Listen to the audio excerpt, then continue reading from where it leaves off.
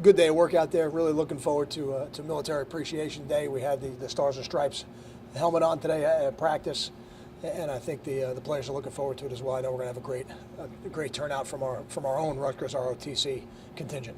Questions? Let's ask you this during the week. You've had two widely varying results after buys. One very good, one not. Do you ever have a sense off the buy how they're going to come out with that layoff? I mean, you have a sense, I guess, in terms of how well you think you've prepared. Like, I think we've had a very good week of preparation. That now ultimately that gets judged on game day. So the preparation we had this week is going to help us. Hopefully, it helps us get the result that we're looking for to be 1-0 on Saturday. That's the most important thing. I think they're all different. Yeah, it's hard in a football season to say that 2 weeks are the same because they never are. And I've stated in the past, I don't believe in momentum in football. You create momentum within a game. I don't know that there's any momentum week to week in football. Well, those two games, I guess the one would be the SMU, right, and then Houston. Did you have a sense that both weeks had gone the way you'd wanted to? I did. So that you expected one result, the other one must have come as a complete surprise to you. Both games. You get so entrenched in the current week after you make the corrections, but in both games, we started the game well, if I'm remembering it correctly, which I think I am, and that usually makes you feel good about how well you're prepared. Now, as you go through the game, as coaches, we're responsible to make the right adjustments and make sure the players are in the same spot. And sometimes other things affect the game, like turnovers. If you don't protect the football, that certainly can make the game go in a direction you don't want it to go, like Houston did. And in SMU, we really got through the first 3 quarters of the game feeling like we played pretty good football, and then we didn't finish it the right way in the fourth quarter, and then had to come back and ultimately win it in overtime. So I think, as coaches, we get interested in the process, interested in the week of preparation, and hopefully that shows itself on game day. But over time, it will show itself. There's no doubt about that. Any depth chart resolutions, halfback, cornerback, strong safety, kicker? Not yet. I think we want to look at today and see how we feel about today's practice, and then I'll get something to Jay a little bit later today, maybe with the injury report if there's any changes. Obviously, there's a lot of moving pieces in the defensive line, the secondary. How important is that stability at linebacker you guys have had pretty much all season?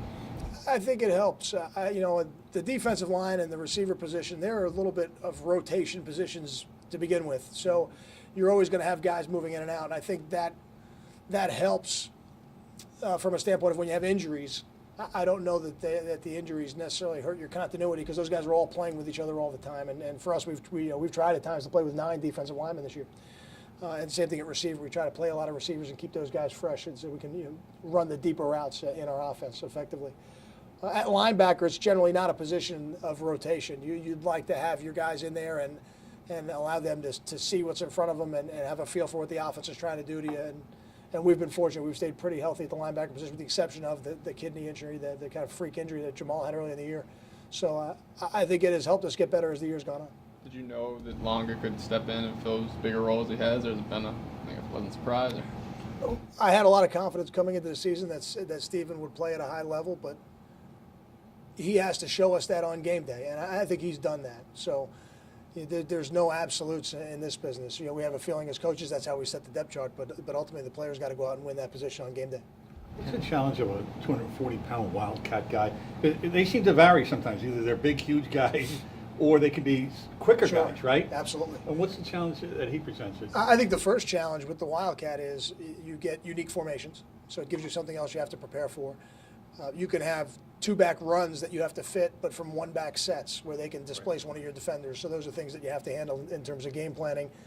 And then you better make sure that your tackling technique is on point because a bigger guy will bounce off you if it's not. Was Houston the only other wildcat team so far?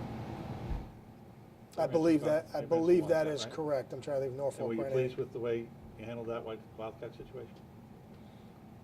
I mean, I don't know if I want to go back and comment on the Houston game. It's the only wildcat reference I have. So we're not happy with the way we played against Houston in general. Yeah. So it'd be hard for me to say that they ran the ball well, they threw the ball well on us. We didn't execute on offense, so it'd be hard for me to say I was happy with it with too many things in that game. Kyle, we know the advantages of being a 6'6" wide receiver, but what are some of the challenges that somebody like Brandon faces?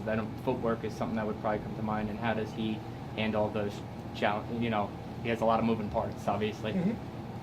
I think when you're a bigger guy, it gives defenders more of a surface to get their hands on you. So you have to become really adept at hand-to-hand combat in terms of your releases. Have you decided on a place kicker yet, or? No. I'd say right now I'm leaning towards Kyle starting the game, but we'll finalize that today too. After I sit down with Joe. K's completion percentage kind of jumps off the page, but when you look at a box score, like what are the passing stats you focus in? Is that a big one? Is it yards per attempt, or where do things kind of shape up with you? It's really not passing yards. I think completion percentage is indicative of two things: the types of passes they throw and the quality of the decisions that a quarterback makes. I think the statistics in a game over time that have proven to win football games are rushing yards, drive start, turnovers, and big plays. Those four categories, you can look at specific numbers and trends and say, okay, you can win a really high percentage of football games if you do this. Passing yardage has never been one of those numbers. Some teams tend to throw the ball more, some teams don't. I think they do a very good job. Brendan's an excellent decision maker, and within their scheme, they ask him to do things that he's really good at. Thank you.